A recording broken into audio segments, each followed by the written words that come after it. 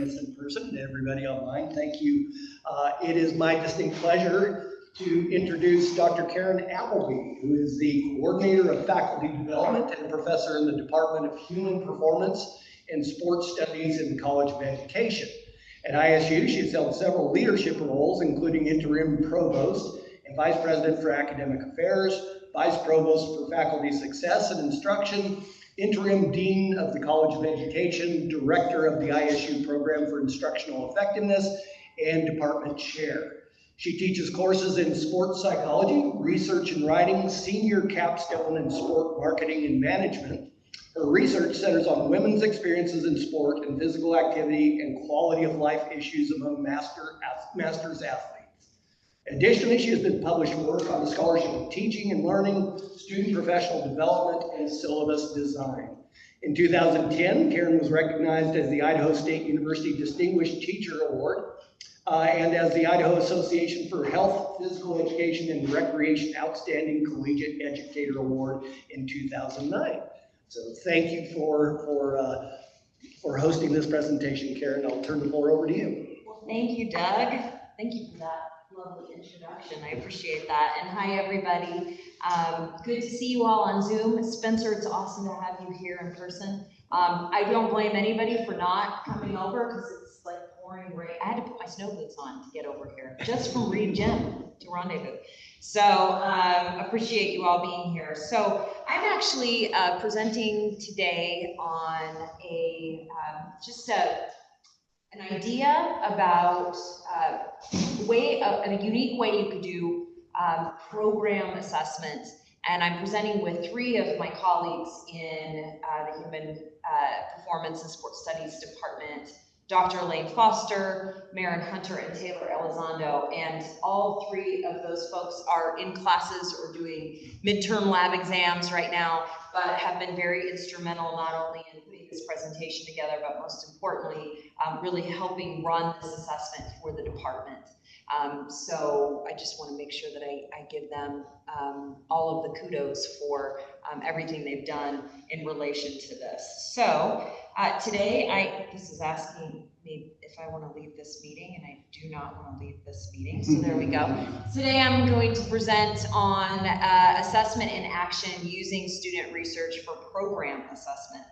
And I was talking to Doug before the presentation started. This is probably timely because our program assessments are due November 1st, is that right? Yes. So we can talk all things program assessment too if you want to at the end of it. And we've got the guy here. We've got Doug here, so if you've got questions about program level assessment. But I thought we'd just start off with what is program level assessment. So if you're new to assessment, and that's why you came today, program level assessment is assessment of an entire program versus a course level assessment.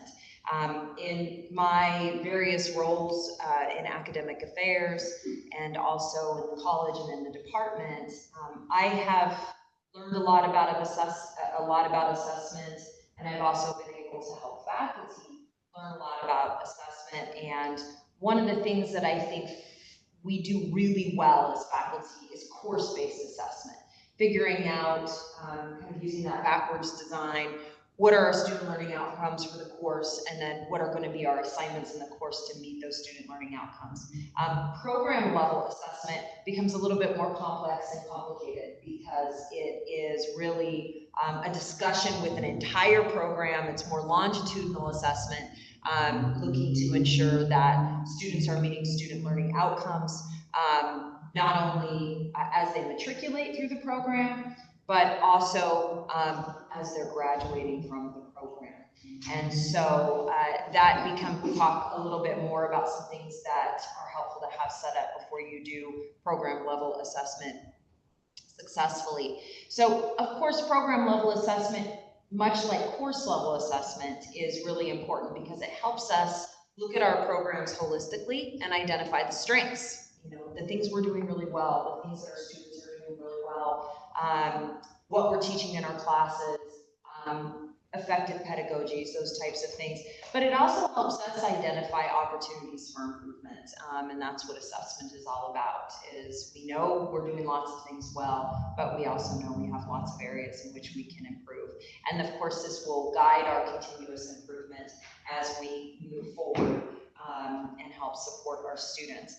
I'm going to get into the pathway for 7-year academic program review in just a second. I'm going to talk about that very briefly, but I thought I'd also add a slide in here just talking about program level assessment at ISU. And I said to Doug before I started today, if I'm saying anything wrong, because it's been a couple years that I've been helping to oversee some of this, please jump in. But you know, one of the things about assessment that people always say is assessment's important because it's required by the state board and it's required by our institutional accrediting body, or the NWCCU. Therefore it's required by our institution. But also, going back to this first slide, this is really why program level assessment is important, because it helps ensure that we are providing meaningful and authentic learning opportunities for our students. But that being said, it is also a requirement by these other bodies, and our program level assessment, our annual program level assessment, is due every November. So today, I'm going to give you an example of how we do program level assessment in our department, and how we prepare that for our annual program level assessment, or our APRA reports in November. And we think this is a model that easily could be modified and used for other departments too. So best practices in designing program level assessment. We have had lots of conversations with our department over the years to think about how we were going to do program level assessment. I would say we really started this work in our department, and I mean, we've been doing assessment, but program level assessment was a new level that we really wanted to ensure that we did very well. We probably started these conversations in 2008, 2009. I'll tell you a little bit about some curricular changes that we made to our program that has helped with this program level assessment. But really, the 4 steps in program level assessment is starting with the mission. Obviously the mission of the institution, but what's the mission of your department? Does your department have a mission statement? I believe that most of our departments have mission statements, but that's the mission of the department is really what guides what you want to see your students be able to do when they graduate successfully from your programs. And then step 2 is identifying from that mission statement, what are those student learning outcomes? Create signature assignments, both formative and summative, in your classes to assess those student learning outcomes. And then, of course, to actually do the assessment is the 4th step. So we'll take you through a step-by-step process that we use in our department that really follows this best practice step-by-step process. So a little bit about our department. I wanted to give some context for our department. I see lots of familiar faces in the audience who know our department pretty well, but for those of you who don't, our department is Human Performance and Sports Studies. And you can see the mission statement here. Of course, enhancement of learning, lifelong development, leadership, respect of human dignity, critical thinking. I'm sure this is pretty similar to what all of you have in your departments in terms of mission statements. But we have 3 programs.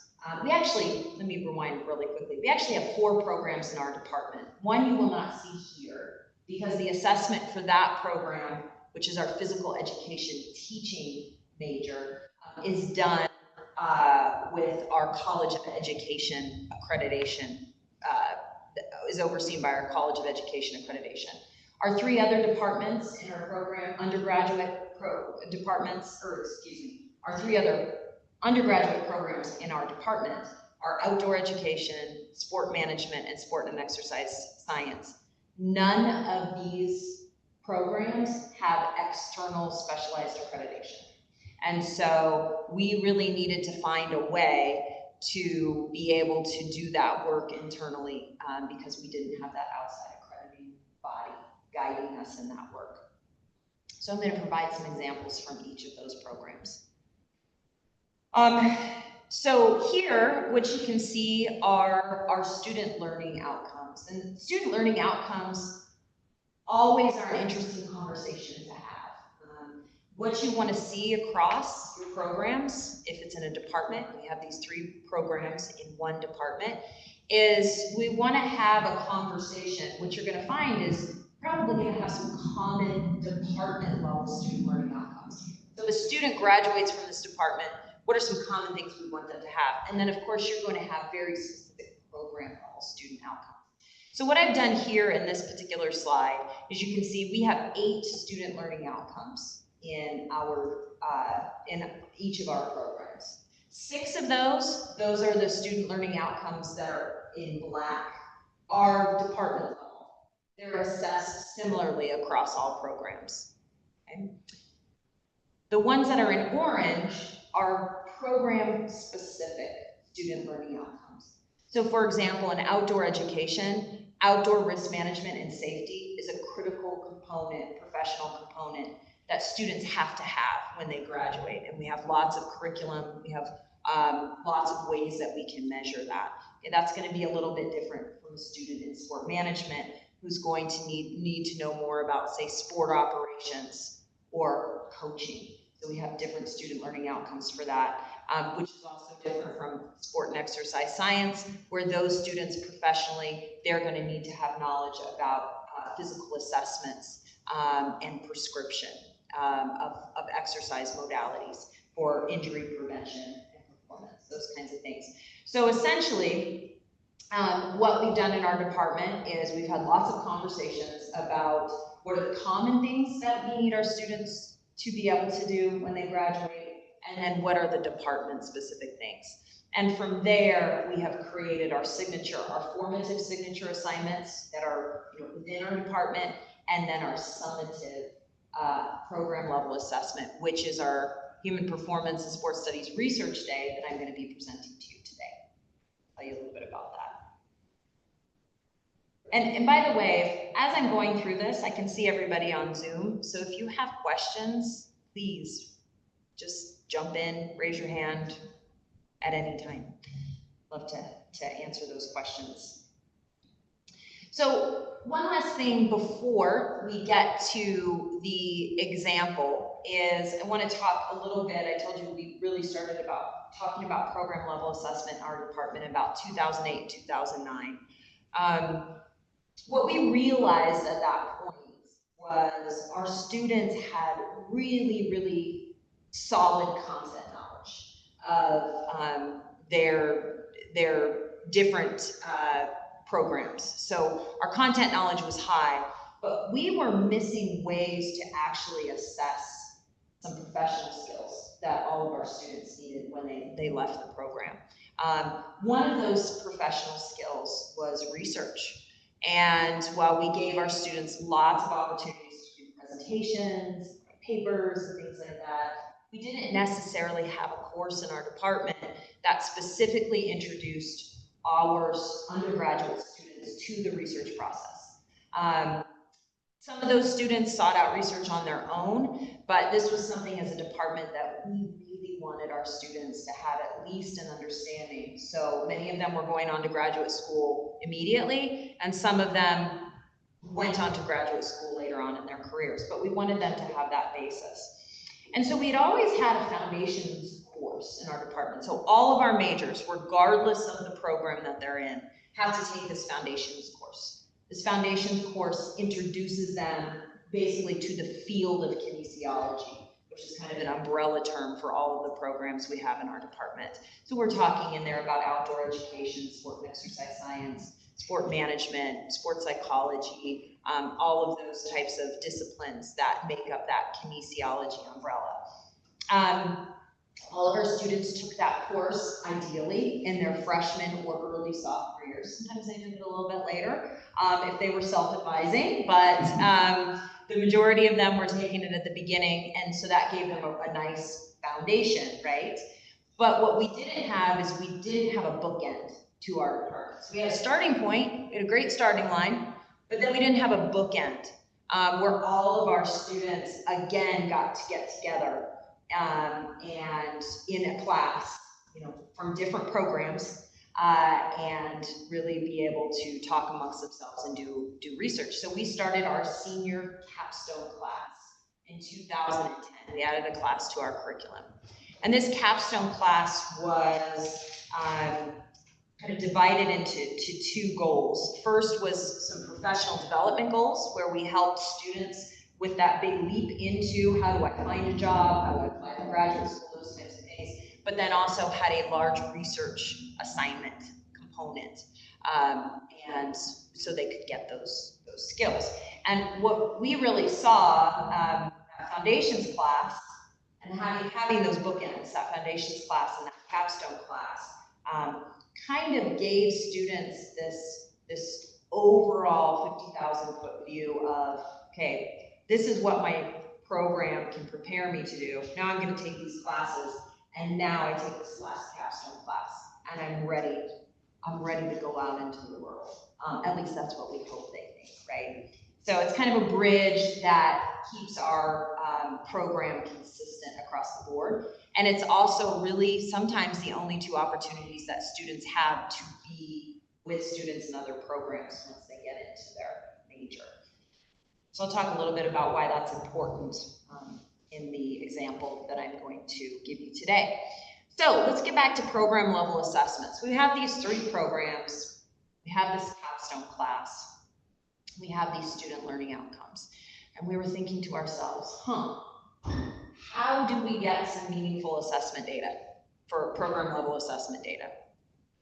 And what we decided as a department is that we would host every semester, not summer semester, fall and spring semester, we would host a department-wide poster presentation session for students.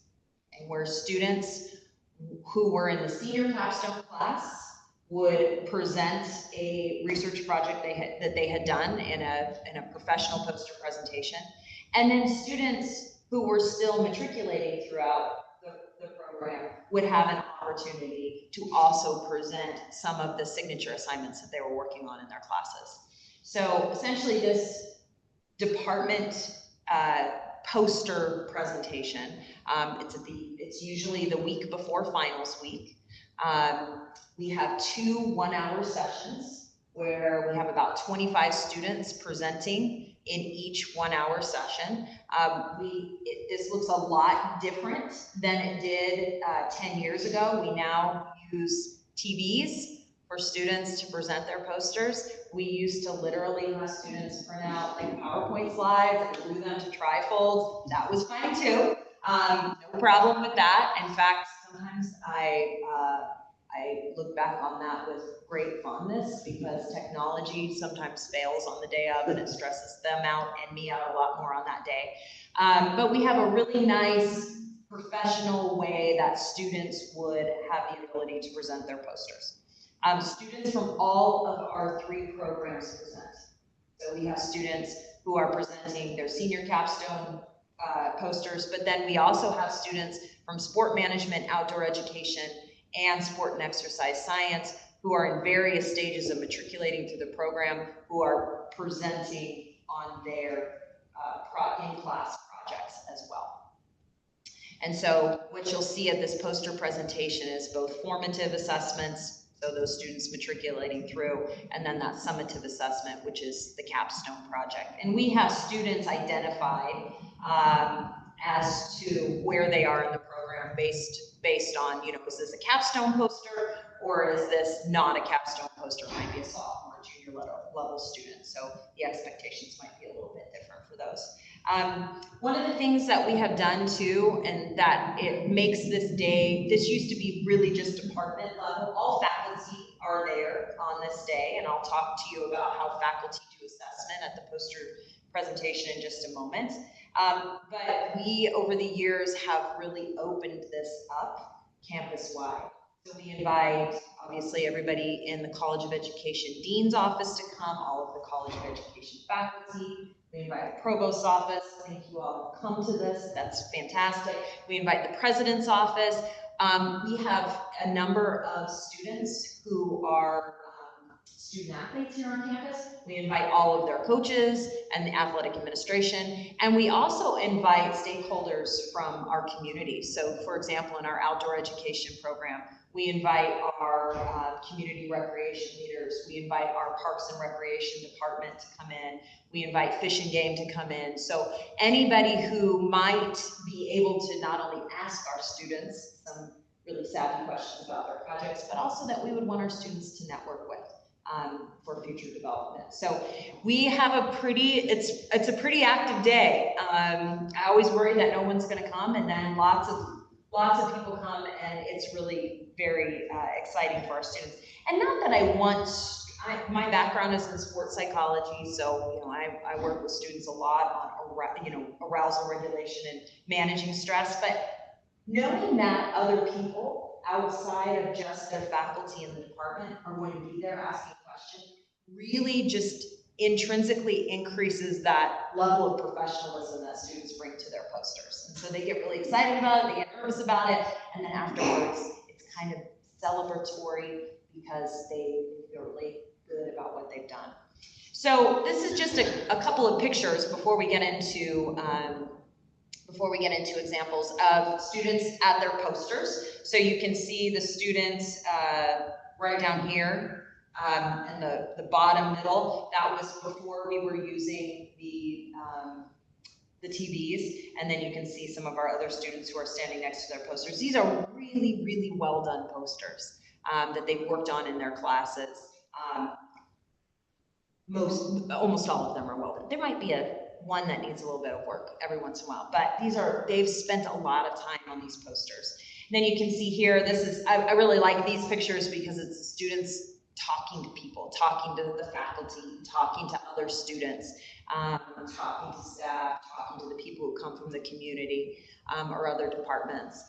You can see them, they're very passionate about their projects. They know their stuff by the time they get to this poster presentation, and they're excited to talk about it.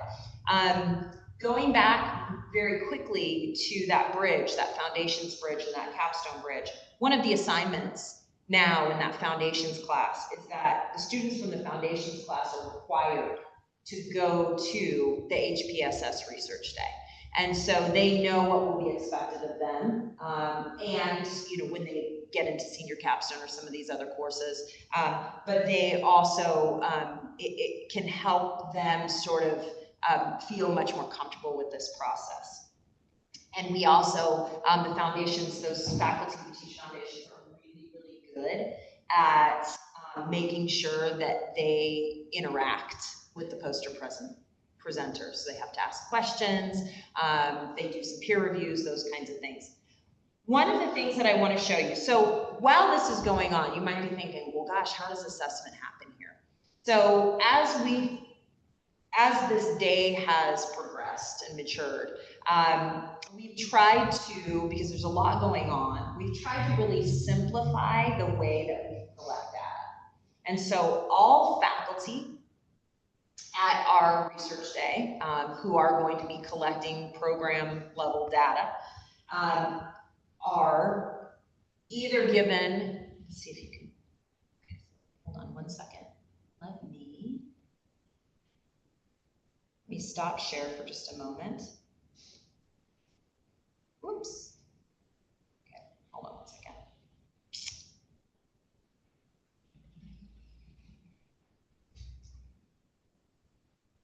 What I want to do here, not that. Sorry, my computer is, there we go.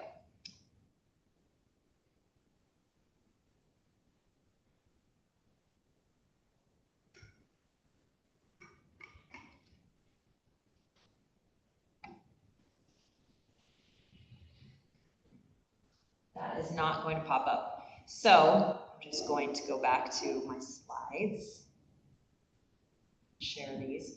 Basically what we do is we have created a Google form for our faculty.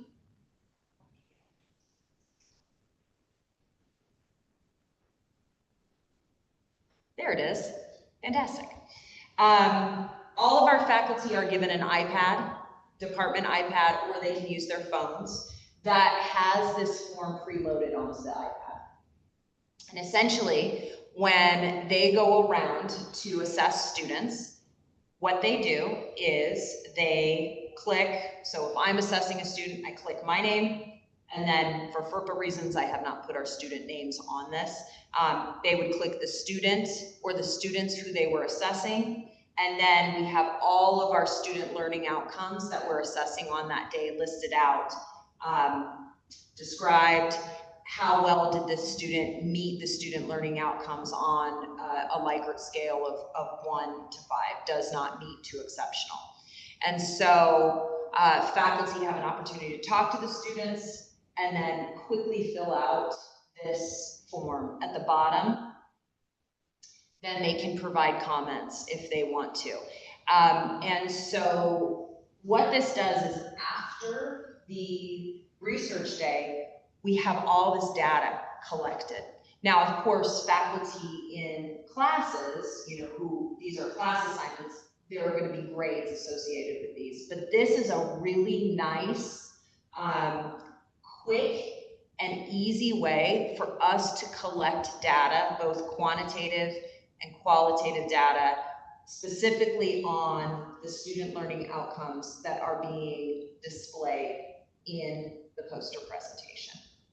And so I'm gonna go ahead and stop for just a second. Does anybody have any questions about that? How that might work?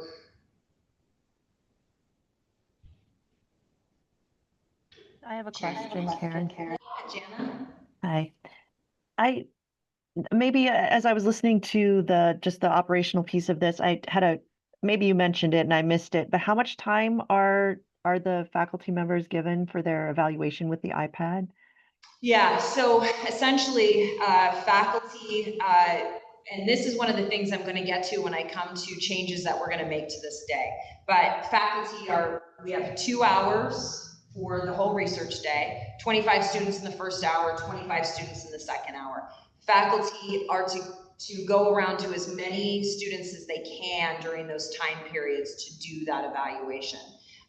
So generally what we tend to do is spend, just a couple minutes asking questions, hearing the students describe their posters, walk to the side, do the evaluation, go to another poster.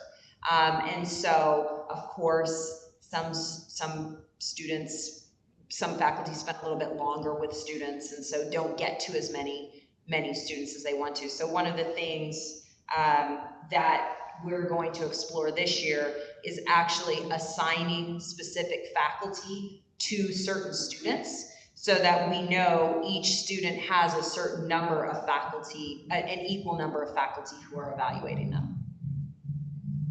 Does that help? Would you allow them to do more, or if they have time, I guess? Absolutely. I mean, I'm on that day, I can just speak for myself, and Danny Moffett, who, I'm not sure if Danny's still here. Yes, Danny's still here. Danny's done this a number of times. We're running, we're talking, we're assessing, we're next to, so I have never, and I don't think it would be possible to get to all 25 students, but since I have my students in my classes who are presenting, I generally stay away from my students because I know what they're doing and I'm going to the programs that I don't teach in, more of the sport and exercise, science, and the outdoor education students so that I can provide a less biased assessment of what they're doing. So I really focus on that. I don't know, Danny, if you're there, if you have any thoughts on that at all. Well, since many of the students go into our program, those are usually the students that I would try to get to. And then I always love the outdoor education students. And so those would be the other ones I would go to because theirs is so different. And so, but there's no way I could hit everybody. Yeah.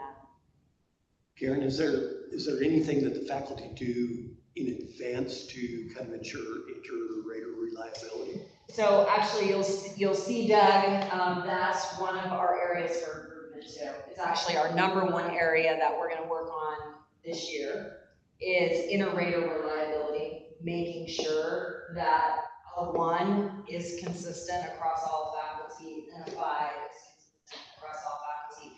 What we have seen, just in all honesty, is our faculty tend to rate pretty high. And I love that. And if you think about a summative assessment and our students who are in that senior year, that makes sense that they would be rated high. But I think it's also because we have not engaged in doing some statistical analysis of some inter-error liability. And also just all of us having a common understanding of what the SLOs mean and what they are. So that is an area for improvement. It's a great question, because we've talked about that quite a bit. Other questions before? I'm going to give you some examples of some of the poster presentations so you can see the learning outcomes and how they're put together. Go ahead and give you some of those examples. So my first example, and I'm channeling my colleague Taylor right now. So I'm really going to try to explain this. Taylor's a biomechanist. He teaches our mechanical analysis of human movement class. So this is one of the formative assessments that is always presented at our senior capstone day. And so this is an assignment that Taylor has created for this particular class, the joint analysis assignment, where students have to choose a joint in the body, and they have to do a literature review and identify some common injuries or dysfunctions that are related to this joint. And then back to that exercise assessment piece, then they have to identify what would be some common ways to help prevent these injuries or help an athlete or a person who had these injuries overcome these injuries. And so you can see the description of the assignment, and then you can see some of the student learning outcomes. Obviously, all of these are going to be related to content knowledge, but these are some of the department level student learning outcomes that he has identified. Leadership is our number 5, and that's one of the big pieces in leadership for sport and exercise science majors is being able to evaluate relevant peer-reviewed information. So that's part of that. Personal and professional growth is that students can engage in kind of problem solving and curiosity, questions, what comes up, what could we do better, what are we doing now, what might we do better, and then of course the communication skills to be able to present the poster. So an example of this, you can see a student of ours last year. This was a poster on rotator cuff injuries in tennis athletes. So she really focused on the education about this particular injury and then self-management or preventative strategies. So you see in this poster, there's an abstract that includes peer-reviewed research, the mechanisms of injury, the exercise program that she created based on this peer-reviewed literature, and then recognizing signs and symptoms and assessment methods. So she would be talking about all of this in relation to that particular assignment. And then I haven't gone to these QR codes, by the way, but I believe she created QR codes for different phases of that corrective exercise program. And so that's kind of one of the neat things that I'll give you another example in just a second that people can do at poster presentations. We encourage our students to be really interactive in their posters, bring props, that kind of stuff. And this was one of the things that she did here. So. Another example is outdoor education, and Danny, I totally agree with you. I love all of our students' presentations, but our outdoor education students tend to have a creativity that I do not have, and so I get really excited to learn about what they're doing. So this is an assignment, a formative assessment assignment that's in our 4499 class, which is it's a topics class in outdoor education, where students have to identify some of the current political issues going on in our management of our outdoor spaces, and identify what's happening, who are the major stakeholders, and ways that we can be better, we can better manage our public lands, those types of things. And so you can see the student learning outcomes that are associated with that particular class. These student learning outcomes would come from the syllabus. Critical thinking, so problem identification is a big thing for our students. Okay, what are the issues? Just understanding what are some of the current problems that we really need to get, wrap our heads and our hands around, so that as professionals moving forward, we can be educated in these areas. Personal and professional growth, again, that curiosity piece, and then ethical behavior. So what does it mean to be a professional outdoor educator? What are the ethics involved in that? Including social issues related to the various things that you see in that student learning outcome, number 8. And so here is an example of a poster done by one of our outdoor education students.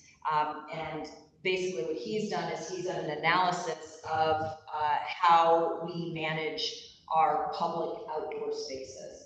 So you can see in the top right-hand corner, it's pretty small, but just looking at a breakdown of land holdings in the United States. How much of our land is public? How much of our land is private? How much of our land is combined? And then what opportunities does that create for us? And then what barriers does that create for us? And then he's talked about some legislative activities that have been really impactful in these public spaces. And so this would be a typical example, a good example of what some of our outdoor education students are doing. And then my last formative assessment example, this is very cool. This is something that Dr. Elaine Foster does in her issues in sport class. And it is basically an extensive research project on a sociological issue in sport. But what she does is, instead of a paper, she makes students create a podcast. And students have to do a 5 to 10 minute podcast that uses the research that they found. And sometimes they bring on guest speakers, those kinds of things, but it gives them another way to really integrate technology into what they're doing. And you can see the student learning outcomes there that she has identified as relevant to this particular assignment. So this poster, you're thinking, how can I make a podcast into a poster? And so we really thought about this quite a bit. Basically, this is what these podcast posters look like. The microphone indicates this is the podcast. They do an abstract, they do an outline of what they would hear in the podcast, and then the QR code right there. If somebody wants to listen to the podcast, you can click on that and you can hear how the student has run the podcast. This is an off-topic story, but I have to laugh at myself because this is like, Karen, you're turning into an old person. When we put this poster up, I ran over to this student who I had in class and I said, oh no, you have a grammatical error on your poster. Because I am looking at this and I'm thinking it's supposed to be the grit and the glam. And I said, I don't know what this apostrophe is, and it's not gram, it's glam. And she's like, Dr. Appleby, that's Instagram. I was like, oh, right, yes. So I learned a lot of things about all of these projects that they're doing too. So this is an example, another formative example. And then I'll just give you a summative assessment example for our senior capstone class. And this is where students really have to engage in a larger, more formal, comprehensive research project of their own choosing that's professionally relevant to them, that looks at some of these various student learning outcomes here. We've got 4, 5, and 6, which we've talked about, but we're looking for those in the class, and then we're also looking for those on that assessment form that I showed you earlier. And some of you might be thinking, okay, great, a research day. You do this in person. None of my students are here. How would I do this if I couldn't do this because none of my students are here? We chose this particular poster because if you can see in the top right-hand corner, this is a student who has presented his poster on Zoom. And every semester, we always have students who are either traveling because they have school related activities on that day, or we do have students who for whatever reason can't make it to the poster presentation. So we have this poster presentation also on our Canvas page. And so we have a Canvas page for students who can't give the in-person poster presentation. We have them create a brief 3-minute presentation of their poster. And then we also have a comment section. So faculty go in and they evaluate these students on the Canvas page, and then students have to respond to those discussion posts and those questions that are posted by their peers and their faculty. So there is a way that we've been able to successfully do this with students who are not able to be here. So it could be modified in that way. So that is asynchronous? It's asynchronous, yep. They respond later. They respond later, exactly, yeah. So we give them, we post those posters up early in the week. So the poster presentation is always generally on a Friday, when more people can come. But we have those posters up for the entire week starting on Monday. And then they have a due date for when they have to respond to the comments. Yeah. So just to wrap up, we also do, you know what? I am missing a slide here, and I apologize. I actually had a slide earlier, I don't know where it went, of what our quantitative data would look like when we average all of our data. We do it program by program. I had an analysis of what our student learning outcome number 7 would look like, but that is what we would use in our APR to say, in this annual or in this academic year, here's how our students were rated on the following student learning outcomes as an average. And then we also include qualitative comments in there too. So here's just some example of qualitative comments. Most of them are very positive, but definitely related to speak a little bit louder, stay on focus, work on eye contact, those types of things, staying still, things that students can really, those professional development skills that students really need to work on. So just to wrap up, and then I'll open it up to questions. What have we learned? This is what I love. We all love this. We love to know things we're doing well. Our students on this day really exhibit some outstanding content knowledge and application of their disciplinary content. And that's probably the most exciting thing about this day. They're excited about it. They do it in a professional way. As I said earlier, they know their stuff. I think another thing that this poster day experience has given us over the years is it's really helped us develop some solid formative assessments that help students build skills, confidence, and their knowledge base, so that when they get to this summative assessment, it's not the first time they've ever done something like this, or at least they've seen their peers do something like this. And so when they get to that summative assessment, they've had some scaffolded practice along the way throughout the program. It's given us also a really good way, which we didn't have before, to assess communication and some solid professional skills. Putting them in that position of talking to a number of different people who we don't know, in a professional way, with professional dress, in a professional environment, which has been good. It talks a little bit about that bridge between the foundations class and the capstone class. I think that's really eye-opening for students in the foundations class. When they go to this poster presentation and they see, wow, as a senior in this program, I'm gonna learn a lot, and it's impressive when you see what these students do. And I think our foundations, I think that motivates them a lot. And then of course, one of the important things that we wanted students to have an understanding of and experience, at least a little bit of experience with the research process, which this has done pretty well. So you can see, we've talked about some of these, but we have we're doing good stuff, some stuff really, really well, but we have lots of opportunities for improvement. I think that first bullet point, so Doug, I appreciated you bringing that up, really ensuring that we're solid on the iterator reliability for our Likert scale options and how we assess our student learning outcomes. This goes down to a bullet point sort of in the middle. I think it's 1, 2, 3, 4, 5 down. Just that iterator reliability is also very much aligned with having stronger faculty understanding of what is program assessment, So those of us who put this day on, we are the assessment coordinators for our programs. If you're not the assessment coordinator, you might not know that work as well. And then also, what is a common rating? How do we commonly rate our student learning outcomes? Okay, how can we be really standardized in that process? One of the things we'd like to do, we've talked about, is getting student feedback after the poster presentation. What did they learn?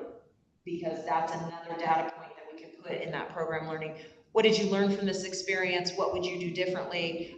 What now do you feel you have confidence in moving on? Peer review assignments, we have that in the foundations class where the students in the foundations come in and they do a peer review of some of these posters, but integrating that more commonly throughout our curriculum would be good. Identifying a more formal assessment for leadership. This is something as a department we're talking about. We think that this is really great for research, communication, critical thinking, professional development, but really how do we assess leadership? There are some leadership components here, but that's going to be another thing that we learned from this is we need more on that because many of our students are going into high-level leadership positions, and they're going to need those leadership skills. And then really providing students with feedback post-presentation. They get a grade in class on all of these assignments, but what did people say about their poster presentations outside of their faculty member? You know, so I think students would appreciate that. So that's the presentation. That's what I've got for you. And we have a really good time with this. It has now become sort of a tradition in our department, so students expect it, they get excited about it, most students get excited about it.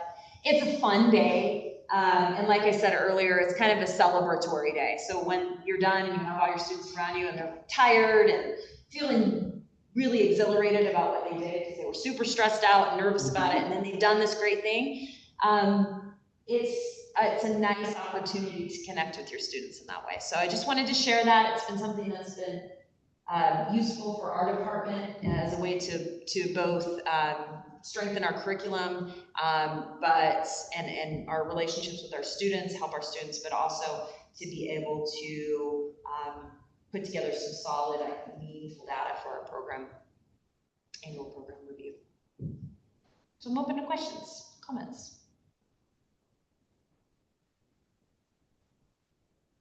Do you ever hear from the students in the foundations course what their overall takeaway is after? I mean, I guess you did say that they're kind of like, wow, they know a lot. And are they overwhelmed with that, or are they excited, or?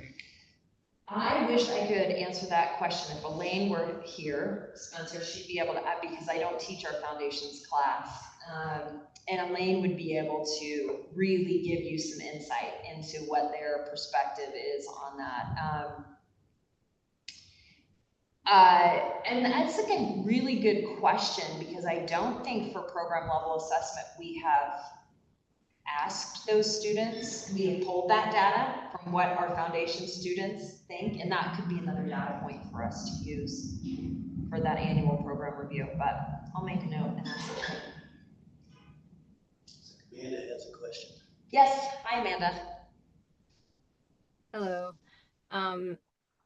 So I really appreciated this behind the scenes look. I've been fortunate to be able to attend HPSS Research Day a few times now, and I'm always impressed with what your students produce and how passionate they are about their topics. So I didn't have a question so much as I just wanted to express my appreciation for you sharing kind of these details and behind the scenes. So thank you.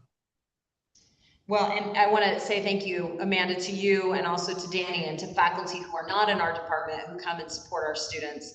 Because as I said earlier, that's another level of professionalism when you talk to a faculty member that you don't know, who is going to come in and ask questions, but also be supportive of your students. That's really helpful for them. So thank you.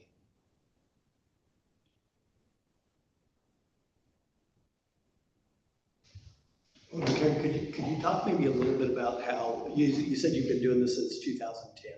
Right. So Can you talk a little bit about the process of how you, as a department, you go back and review the data and you use that data to make curricular changes or changes to the next iteration? Yeah, I wish I could give you a really great story about how we have since 2010 built on this consistently.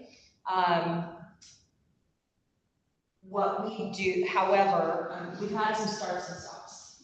I will just say that. And a lot of that has to do with just program changes in the department itself and people moving in and out of assessment coordinator positions. And so that's another thing we really want to work on is whoever's in that position, we want to make this consistent.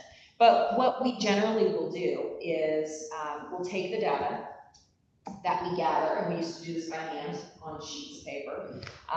So now it's a lot nicer in Google Forms to be able to do it, but we'll take the data and then the assessment coordinator collects that data and then put it into the standardized APR report that we have and then present it to the department at a department meeting before turning it in. And we'll kind of talk about, do we agree with this? Do we not agree with this? Or that's not what I saw, this is what I saw.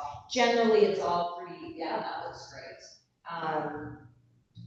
But I think that's where we need to do better. So you're getting the okay, the thumbs up from faculty before the APR is turned in. However, I think that goes back to really helping our faculty understand what APR is and what the student learning outcomes are. Some faculty are all in on this, some faculty, are not as all in on assessment, and that's okay. We're all in different places, but we just have to have that standardized mechanism. But this does help us. We have had several APR 7s since the integration of this, and because we have made, I believe, some small and some very large meaningful changes based on what we've learned from these. I think it makes those APR 7s, those 7-year reviews, when I say APR 7, it's a 7-year review that you do of the program, really good and really strong, because we can show, yeah, we noticed we weren't doing so well here, so this is a class that we added, or this is an assignment that we added, or these are the pieces that we did to really ensure some student success in these areas. That helps. Yeah, thank you.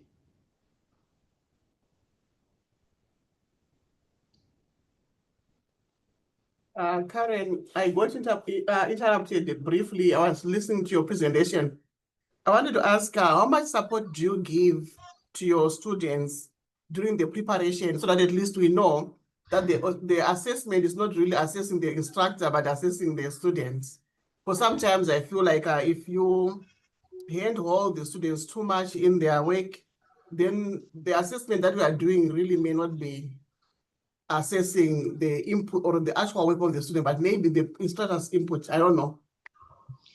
That's a great question, Esther. I can speak for myself, having taught classes that has a formative assessment.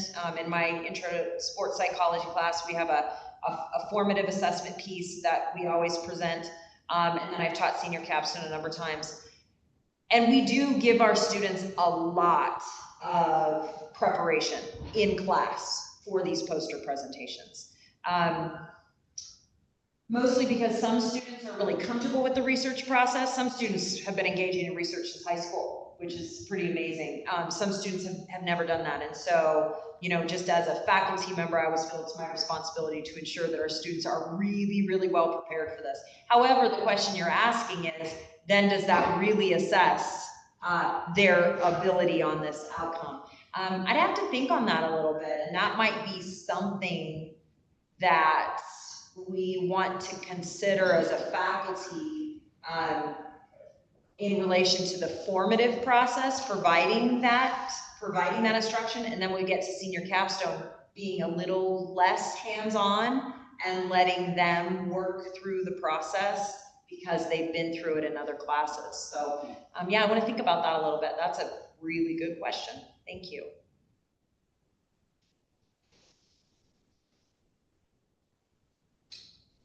Any more questions from anybody? We're about out of time. Looks like we're good. Well, thank you, Karen, so much. Fantastic presentation. Thank you, everybody, for joining us. And join us again next week. Dr. Skidmore will be talking about effective altruism. So join us for that.